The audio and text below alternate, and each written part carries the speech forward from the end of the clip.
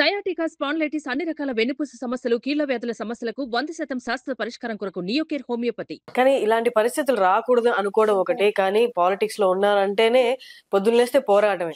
అది మనం ఇంటెన్షనల్ గా ఇన్వాల్వ్ అయి చేసామా, లేకపోతే పరిస్థితులు వచ్చినప్పుడు మనం ఎదుర్కొన్నా కూడా అదొక కైండ్ ఆఫ్ కేసు లాగే మారచ్చు పరిస్థితులను బట్టి. కానీ ఇక్కడ ఉన్నప్పుడు అలాంటి పరిస్థితులు రాకుండా చూడాలి అంటే కష్టం కదా.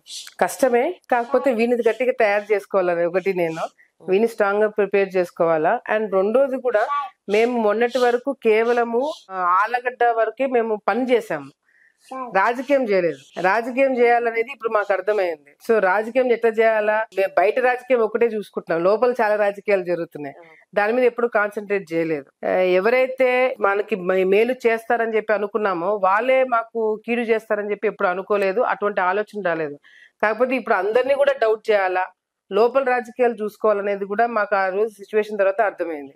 సో అటువంటి సిచ్యువేషన్ రాకుండా చేయాలంటే మా జాగ్రత్తలు మేము ఎట్లా ఉండాలనేది కేవలం బయట శత్రువులే కాదు, లోపల శత్రువుతో కూడా ఎట్లా ఏ విధంగా ఉండాలనేది కూడా అర్థమైంది మాకు ఆ రోజు. భార్గవ్ గారు అంతకుముందు అంటే నార్మల్ గా జనాలు అనుకునేది ఆయన కొంచెం రిజిడ్ పర్సనాలిటీ అలా అనుకుంటారు. బట్ ఈ ఎలక్షన్ స్టైల్లో మాత్రం అన్ని సామాజిక వర్గాలని కలగలుపుకొని ఆయన ముందుకెళ్లారు. అంటే ఆయన సపోర్ట్ గానీ, ఆయనలో అంటే ఇప్పుడు మాకు కనిపిస్తున్న మార్పు గానీ, అంటే వాజ్ దట్ అంటే ఇంకా తప్పదు రావాలని కాబట్టి, లేకపోతే ఆయన స్వతహాగా అలా చెయ్యాలనుకుని చేసింది?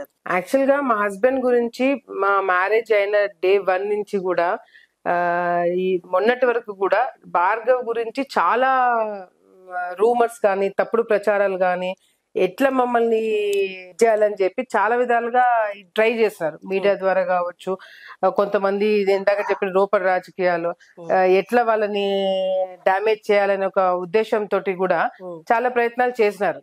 కానీ ఎప్పుడైతే భార్గవ్ ని దగ్గర నుంచి చూసారో, ఓ ఇది కాదు ఈయన అనేది ప్రజలకి, కార్యకర్తలకి అర్థమైంది. ఎలక్షన్ టైంలో, ఈ ఎలక్షనే కాదు గత ఎలక్షన్ లో కూడా ఆ విధంగానే భార్గవ్ కష్టపడినాడు. కాకపోతే అప్పుడు చాలా మంది మాకు దగ్గరుండి కీడు చేసిన వాళ్ళు చాలా మంది ఉండినారు, వాళ్ళని మేము గుర్తించలేకపోయినాం.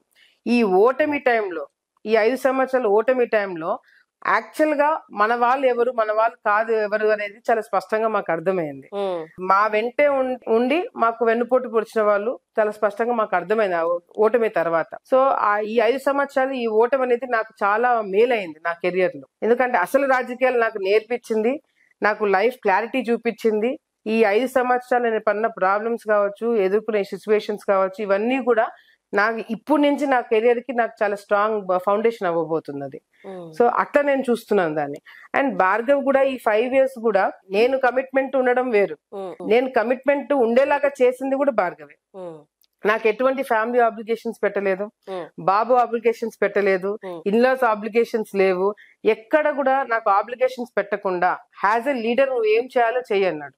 Not as a Bhuma Nagireddy కూతురుగా కావచ్చు, శోభా నాగిరెడ్డి కూతురుగా కాదు, నువ్వు ఇప్పుడు ఆలగడ్డ ప్రజలకి నువ్వు ఒక లీడర్వి, నువ్వు ఏం చేయాలో నువ్వు చెయ్యి, వీ విల్ ఫాలో యూ, నువ్వు నిర్ణయం తీసుకో, మేమందరం ఫాలో అవుతాం అనేది నన్ను ఒక లీడర్ గా తను ముందు పెట్టడం జరిగింది. అది నాకు చాలా ప్లస్ అయింది. అది చేయకపోయింటే నాకు ఈ ఆలగడ్డలు ఈ సిచ్యువేషన్ కూడా ఉండేది కాదు. దగ్గర నుంచి కార్యకర్తలు భార్గవ్ ఒక భూమా నాగిరెడ్డికి అల్లుడుగా కాకుండా ఒక సామాన్య భూమా కార్యకర్తగా పనిచేశాడని చెప్పి ఒక కార్యకర్తలకు అందరికి కూడా అర్థమైంది. బీయింగ్ యంగ్ విమెన్ పాలిటిషియన్, ప్రతిపక్షాల్లో గానీ, లేకపోతే మన పార్టీలో వాళ్ళే గానీ, లేకపోతే మన చుట్టూరు ఉన్న వాళ్ళే గానీ, మీరు ఎమ్మెల్యేగా పోరాడి గెలిచారు, ఎలక్షన్ లో పార్టిసిపేట్ చేసి గెలిచారు అన్న పొలిటీషియన్ కంటే ముందు ఫిమేల్ అనే ట్యాగ్ పెడతారు. అది మన వాళ్ళు అవ్వచ్చు, మన పగ వాళ్ళు అవ్వచ్చు, ఎవరైనా ఫస్ట్ ఆడ అనే ట్యాగ్ పెట్టిన తర్వాతే మీ సామర్థ్యం గురించి వస్తారు. ఇది మీరు ఎన్నిసార్లు ఎమ్మెల్యేగా చేసినా, మంత్రిగా చేసినా ఆ ట్యాగ్ అనేది మారుతుందా, మారిందా, మారబోతుందా? అది ఎప్పటికీ మారదండి. I think both of us we know, a situation లో ఉన్నా, let it be prime minister కావచ్చు, ఏమన్నా కావచ్చు, you are a women. At the end of the day you are a women. Women leadership is always questioned. కానీ I think ఇప్పుడున్న generation లో కావచ్చు, లేకపోతే స్ట్రాంగ్ విమెన్ పొలిటీషియన్స్ కావచ్చు, వీళ్ళందరూ కూడా ఇప్పుడు ఏ విధంగా ప్రూవ్ చేసుకుంటున్నారు అనేది కూడా మనం కళ్ళారా చూస్తున్నాం. తమిళనాడులో కావచ్చు, బీహార్ లో కావచ్చు, ఎక్కడైనా సరే, బీహార్ లాంటి ప్లేసెస్ లో కూడా ఈ రోజు విమెన్ పొలిటీషియన్స్ బయటకు వస్తున్నారు. అంటే జనరేషన్స్ మారినాయి. విమెన్ ఏ ఫీల్డ్ లో చూడండి, ఎక్కడైనా చూడండి, not just politics, A field లో చూసినా కూడా దే ఆర్ ఫేసింగ్ ప్రాబ్లమ్స్. ఆ డిస్క్రిమినేషన్ అనేది కంపల్సరీ కనపడుతుంది.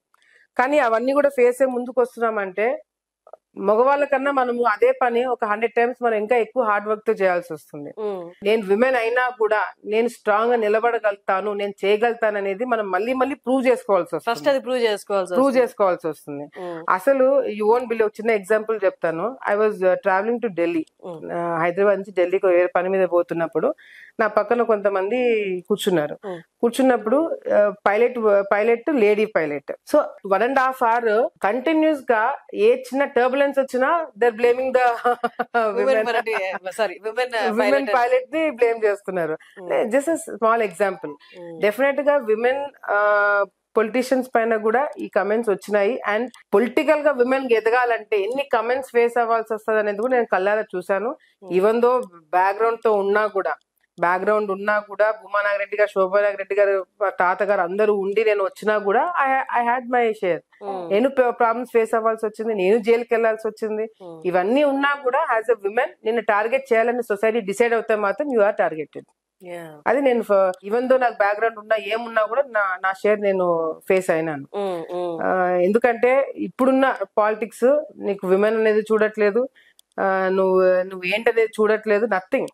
అసలు ఆడవాళ్ళని లాఠీ చార్జ్ చేపించి ఇట్ ఈస్ ఓకే అనుకున్న ప్రభుత్వం చూసినాము గతంలో. ఆడవాళ్ళు ఎటువంటి తప్పు చేయకపోయినా జైలుకి పోయి వాళ్ళని మనం కంట్రోల్ చేయాలనుకున్న ప్రభుత్వాలు చూసినాము. సో ఇవన్నీ కూడా మనం చూస్తున్నాం. అంటే డిస్క్రిమినేషన్ పెట్టాలనుకున్నా పెడతారు, పెట్టకూడదు అనుకున్నప్పుడు వాళ్ళు ఇష్టం, వాళ్ళు ఏమైనా చేస్తారు. బట్ విమెన్ ఐ థింక్ ఇప్పుడు they are lot of challenges face చేసిన తర్వాత కూడా they are putting the strong face and going forward. I think నాకు చాలా ఇన్స్పిరేషన్ మా మదర్ దగ్గర నుంచి వచ్చింది. I seen her very close.